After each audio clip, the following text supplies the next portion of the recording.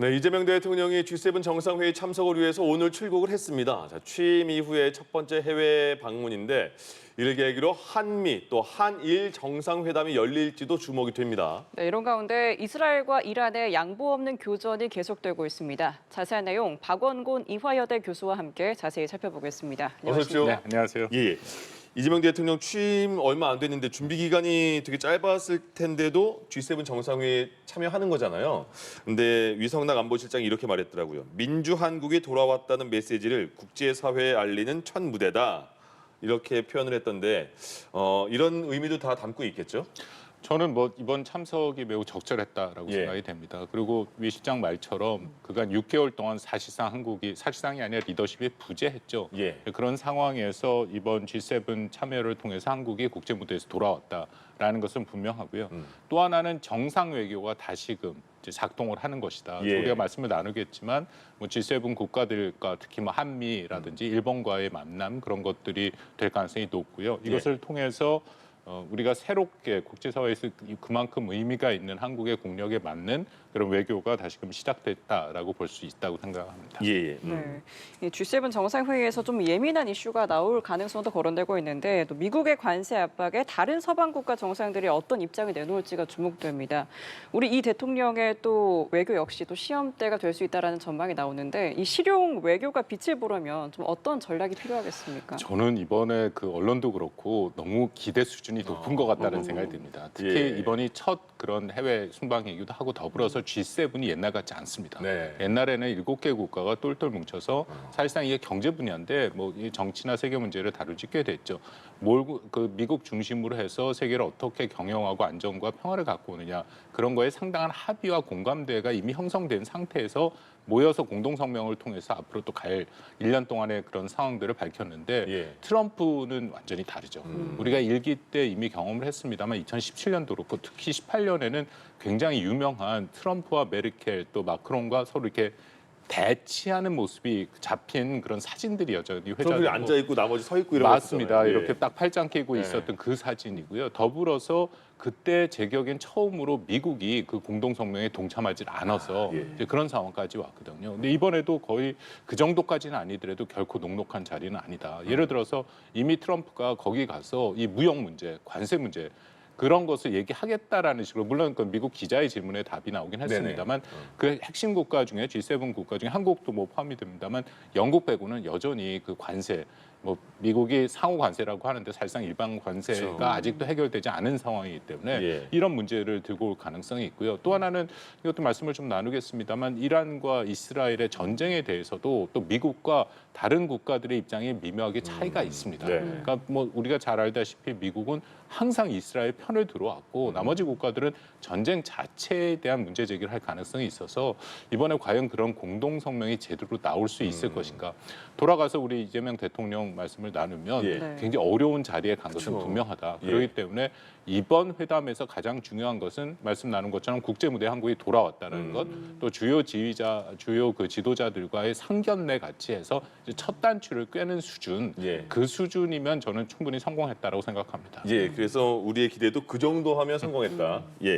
그런데 그 계속 보도 나오는 게 트럼프 대통령도 거기 오고 이시바 총리도 오는데 그럼 과연 한미, 한일 정상회담급의 그런 그 의정 같은 거는 아니겠지만 독대를 할 수 있을까? 그것도 궁금한데 가능성이 얼마나 보세요? 저는 뭐 가능성이 있다고 봅니다. 그런데 이것도 역시 그렇게 의미 있고 깊이 있는 만남은 어렵다라는 짧겠죠. 건데요. 왜냐하면 이것이 다자 미팅이고 이미 그 스케줄들이 나왔습니다. 그럼 굉장히 타이트하게 짜여 있더라고요. 그런 상황에서 따로 시간을 내서 꼭 뭐 이 대통령 외에도 다 양자회담을 한다라는 게 그렇게 물리적으로도 녹록치 않고요. 근데 다만 제 생각에 한미와 한일은 좀 가능성이 있지 않을까. 근데 거기서 뭐 일부 언론에서 얘기하는 것처럼 무슨 관세 문제라든지 모든 문제가 거의 해결되기는 쉽지 않다. 그러니까 특히 그렇지만 트럼프 대통령과의 첫 만남은 매우 중요하죠. 왜냐하면 트럼프 대통령은 이미 잘 알려진 것처럼 첫인상을 굉장히 중요시하고 그렇다면서 뭐 15초 얘기 나오고 막 그러던데. 맞습니다. 더불어서 트럼프 대통령은 이 외교를 굉장히 개인화해버렸기 때문에 정상 간의 관계가 매우 중요하거든요. 근데 또 하나 여기서 우리가 잘 생각해야 되는 게 트럼프 대통령과 세계 각국 정상들과의 만남에서는 이게 플러스가 되는 것보다 마이너스가 되지 않도록 관리하는 거. 근데 대부분 트럼프 대통령이 굉장히 거칠게 굴기 때문에 예. 그 돌발 행동을 하기 때문에 이제 그런 부분을 잘 관리하는 것이 저는 중요하다고 생각합니다.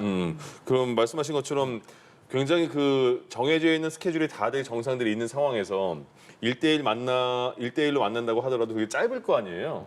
그러면 그 보도에 나오는 것처럼 기대처럼 뭐 관세, 방위비 그렇게까지 깊게 들어갈 정도는 아닐 거라 말씀하셨는데 그럼 그 가벼운 뭐 첫인사 정도만 나누는 걸로 봐도 될까요? 그렇게 하는 것이 좋긴 하죠. 그러니까 우리는 오히려 한국 입장에서는 예. 그런 복잡하고 민감한 문제를 얘기를 꺼내는 것보다는 예. 일반적인 얘기, 첫 만남이니까 서로 정상 간의 상호 신뢰를 구축해가는 과정이 좋은데 근데 더불어서 예. 우리가 대비를 해야 되는 게 트럼프 대통령의 불예측성입니다. 그러니까요. 그 돌발 때문에 저희는 맞습니다. 그렇게 예. 다가가더라도 예, 예. 먼저 이렇게 관세 얘기 꺼내고 방위 얘기 꺼내고 그럴 수 있잖아요. 충분히 있습니다. 예. 왜냐하면 지난 4월 8일 같은 경우에도 한덕수 당시 대통령 권한대행이랑 통화를 하고 나서 네네. 본인의 SNS에 주한미군 주둔비용 문제를 올렸거든요. 아. 그렇기 때문에 늘 뭐 트럼프 대통령 머릿속에 있는 두 가지가 한국에 분명히 있죠. 하나는 관세의 문제, 무역 예. 자신들이 느끼는 적자의 문제, 또 하나는 방위비 분담 문제.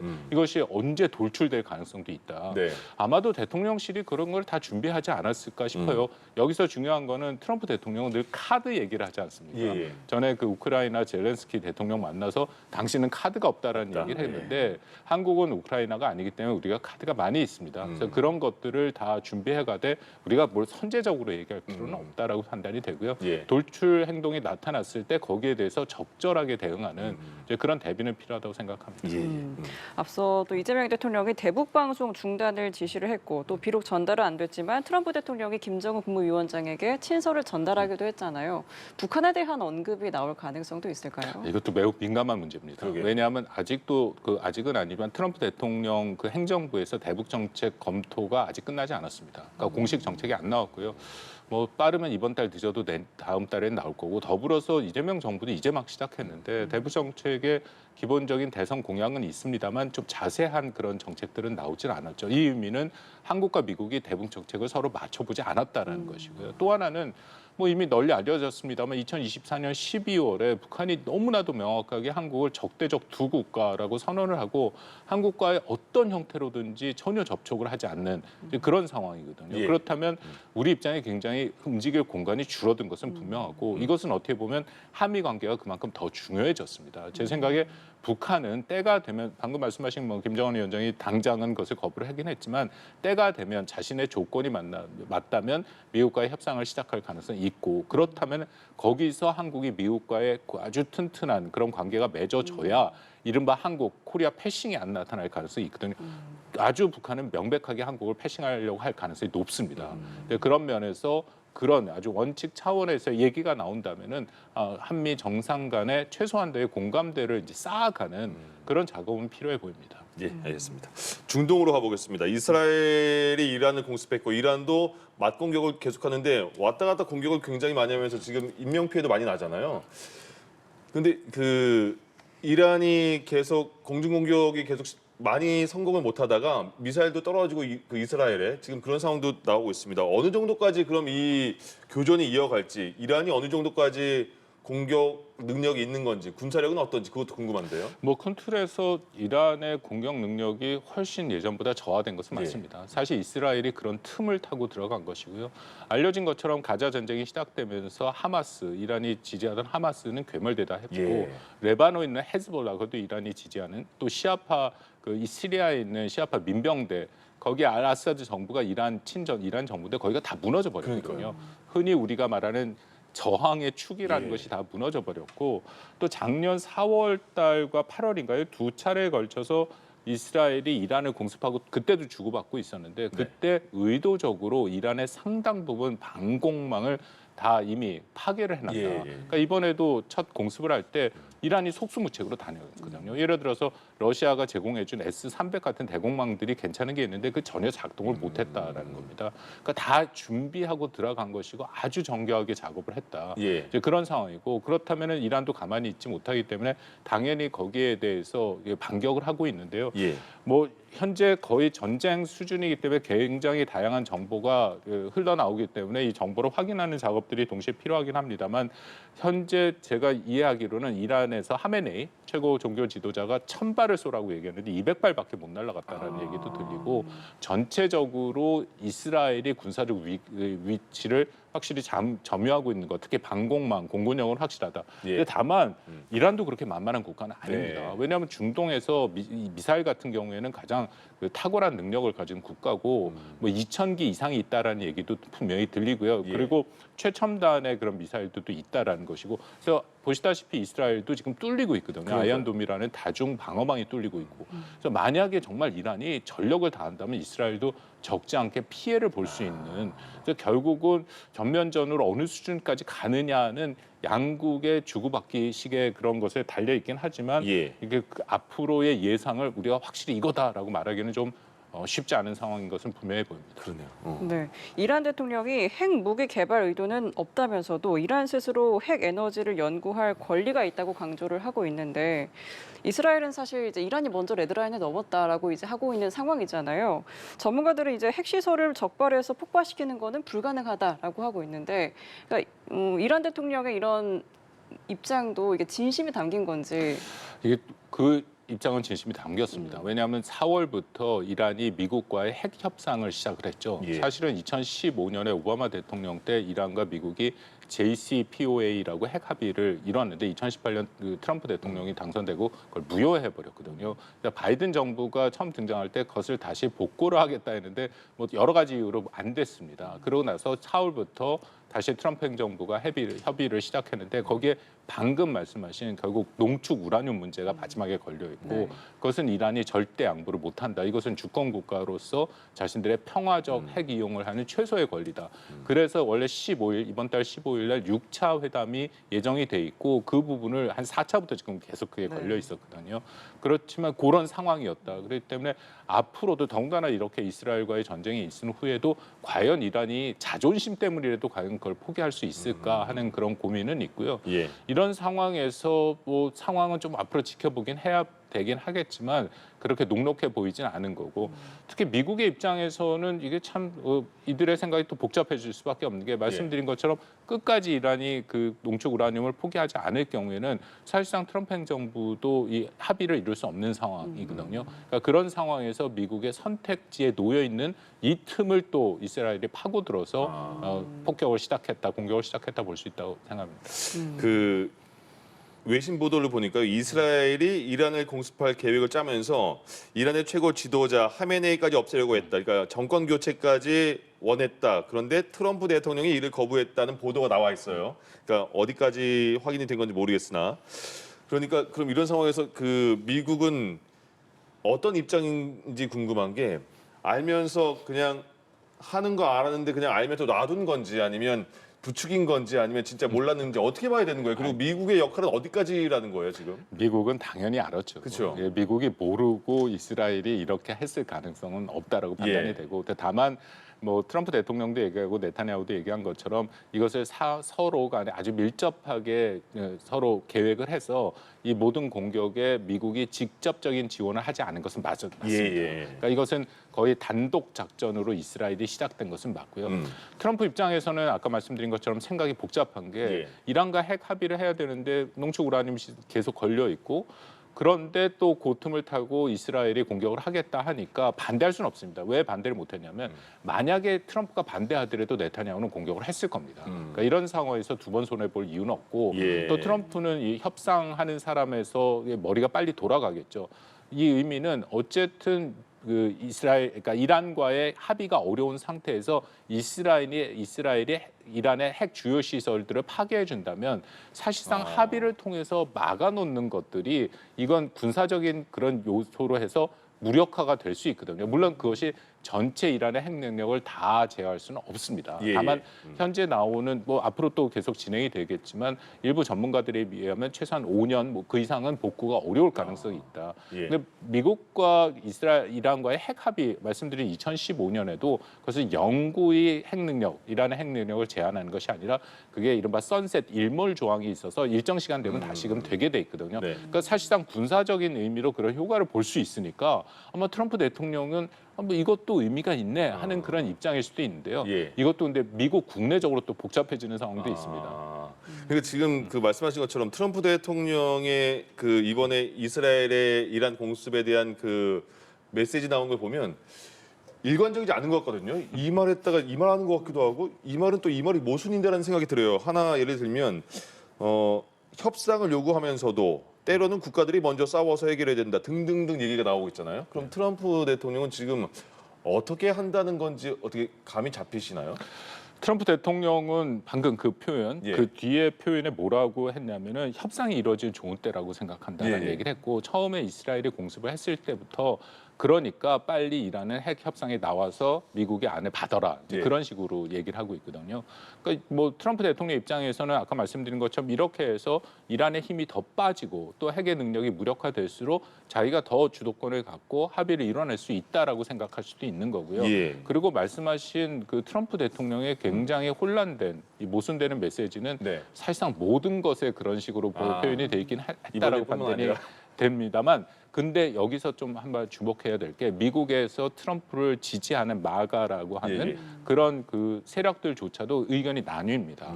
왜냐하면 거기에도 두 타입이 있는데 예를 들어 스티브 배넌 같이 트럼프의 이제 저 1기 때 트럼프의 수석 전략가를 맡았던 사람이고 미국 우파의 대부처럼 보이는 사람이 있는데 그 사람은 현재 이스라엘의 이란 공격을 굉장히 비판을 합니다. 왜 그렇게 하느냐. 그래서 미국을 끌어들이려고 하는데 하지 말아라.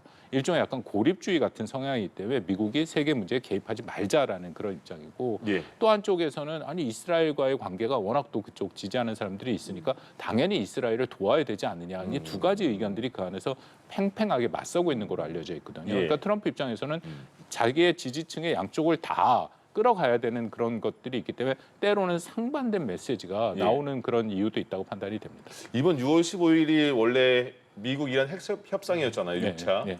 근데 그 결렬된 거잖아요. 그렇죠. 이란이 안 한다고 당연히 했고. 그럼 예, 이후에 이란은 그러면 이 그 교전이 끝나야지 나올 수 있는 거예요? 아니면 어떤 상황에서 나올 수 있을 마음이 있을까요? 글쎄 이란 측에서 나온 얘기를 보면 이스라엘이 공습을 중단하면 자신들도 더 하지 않겠다라는 얘기를 하고 있고 이게 거의 약간 그 치킨 게임처럼 돼서 누가 네. 먼저 중단을 하느냐인데요. 그것은 정치적 부담이 커져버린 상태죠. 특히 이란 같은 경우에는 하메네이 최고 종교 지도자가 이미 얘기를 했습니다만 자기네는 계속 할 것이다. 이미 그만큼 많이 공격을 받았고 예. 민간인 피해가 있는데 여기서 물러난다면은 자신의 권위가 흔들리는 그런 상황이 온 것이고요.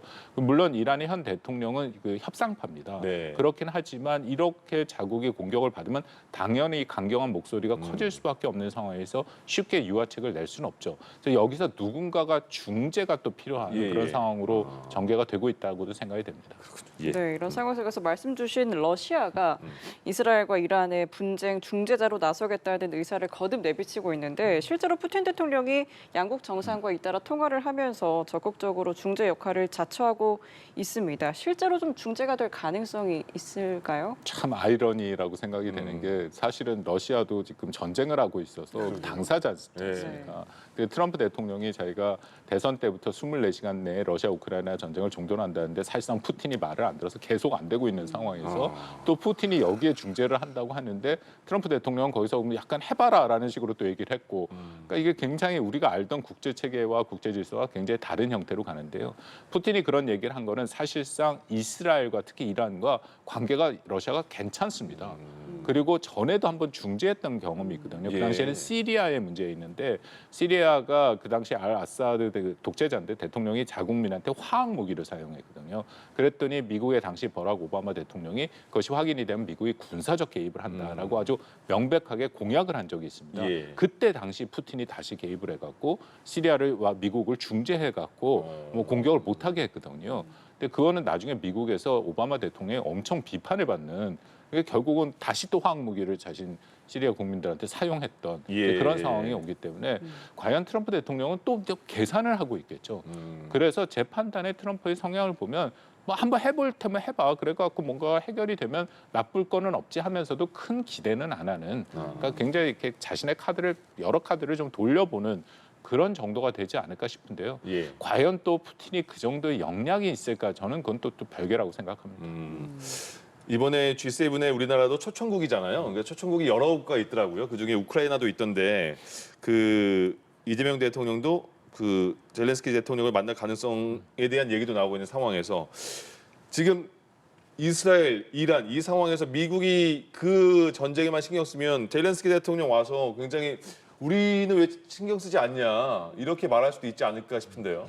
그렇습니다. 뭐 젤렌스키 입장에서는 이 이란과 이스라엘 전쟁이 결코 편하지 않죠. 예. 가뜩이나 우리가 봐온 것처럼 트럼프 대통령이 등장해서 우크라이나를 굉장히 강력하게 몰아붙이고 있는 우크라이나에게 네네. 뭐 지원이나 여러 가지 것들을 무기로 삼아서 계속 압박을 하고 있지 않습니까? 물론 푸틴의 러시아도 최근에 압박을 하고 있는 모습이 있긴 한데 예. 그래서 전체적으로 서구의 단합이 깨져서 우크라이나에 대한 지원이 약화된 상태에서 더군다나 이란과 이스라엘의 전쟁이 시작이 된다면 미국은 이스라엘 편을 완전히 들 수밖에 없고 제한된 군사 자원에 이미 이동을 시작을 했거든요. 그런 상황에서 우크라이나를 지원해 줄 수 있는 능력은 더 떨어지는 거고 또 젤렌스키 입장에서는 굉장히 불리한 게 이렇게 되면 유가가 올라갈 가능성이 있지 않습니까? 예. 그러면은 러시아는 주요 원유 수출국이니까 그만큼 돈을 많이 벌게 되면 전비가 또 생기는 거죠. 그러네요. 그래서 생각이 굉장히 복잡할 수밖에 없다고 판단이 됩니다.